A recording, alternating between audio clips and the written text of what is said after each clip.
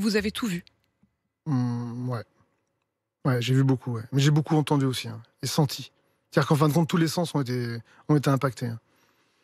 Ça vous accompagne encore aujourd'hui ou vous arrivez à mettre à distance? Ah non, ça m'accompagne tous les jours, hein. Enfin, aujourd'hui, de toute façon, moi, dès que je fais quelque chose, alors vous l'avez dit avec le combat syndical, mais moi, je suis porté par ceux qui s'en sont pas sortis. C'est-à-dire que moi, je pense à eux tout le temps et c'est comme ça et j'ai la chance de pas entendre certains bruits, j'ai la chance de pas sentir certaines odeurs, mais si j'avais par malheur enfin, j'ai ressenti et tout, ça reviendrait encore plus vite. C'est-à-dire que c'est inscrit en moi et en plus, moi, j'ai cette faculté-là d'avoir beaucoup de mémoire, donc je risquerais pas d'oublier quoi que ce soit, hein.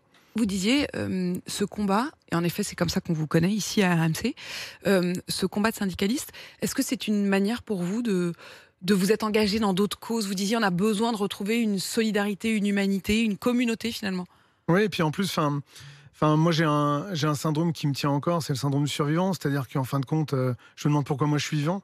Pourquoi j'ai vu des gamins de 18-20 ans, on sait jamais en ressortir. Donc vous avez ce sentiment-là, donc à un moment donné, vous êtes obligé de vous moi j'avais besoin de me rendre utile. Parce que ce soir-là, moi j'ai entendu des gens mourir et je m'en suis pas occupé, j'ai pas pu m'en occuper. Donc ça vous marque à vie. Donc derrière après, moi le chemin que j'ai trouvé pour un peu m'occuper des autres, c'était le syndicalisme.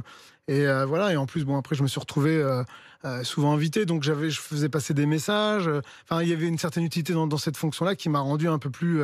J'avais l'impression de rendre un peu ce qu'on m'avait donné en me laissant vivant ce jour-là, quoi. On sent encore aujourd'hui une pointe presque de culpabilité. Comment est-ce que vous pouvez culpabiliser? Ah ben mais c'est, enfin, moi pendant une Pour heure nous et qui sommes demie. extérieurs, ça paraît, incompréhensible. On se dit, vous, justement, vous avez déjà traversé tant de souffrances. Ouais, mais enfin pendant une heure et demie, moi j'ai entendu des gens mourir, j'ai entendu des gens souffrir, et vous êtes là, vous. Alors nous, on a eu cette chance d'être dans un endroit où on était protégé avec Edith. Mais vous êtes là à entendre les autres mourir. À un moment donné, c'est ce qui vous marque le plus, c'est que vous faites rien. C'est-à-dire, en plus, quand nous, après, on descend, que la BRI nous fait sortir derrière leur bouclier et tout, et qu'un policier vous dit, surtout, vous regardez pas. Mais nous, on a regardé, parce qu'avec Edith, on les a entendus pendant des heures et des heures gémir et tout. On se dit peut-être qu'il y a quelqu'un qui a besoin d'aide, parce que nous, on pensait qu'il y a des gens qui ont besoin d'aide. Et quand le policier vous dit ça et que personne se lève, vous vous rendez compte qu'à un moment donné, enfin voilà, enfin c'est ça qui vous marque le plus, c'est-à-dire qu'un vous êtes là pendant une heure et demie et bon à un moment donné vous vous protégez, puis après c'est un peu plus calme, vous entendez les gens mourir, les téléphones sonner, enfin voilà, et vous vous dites il y a peut-être des gens aidés, et comme vous l'avez pas fait, ça vous marque et vous vous dites pourquoi moi je m'en sors et pas les autres, quoi.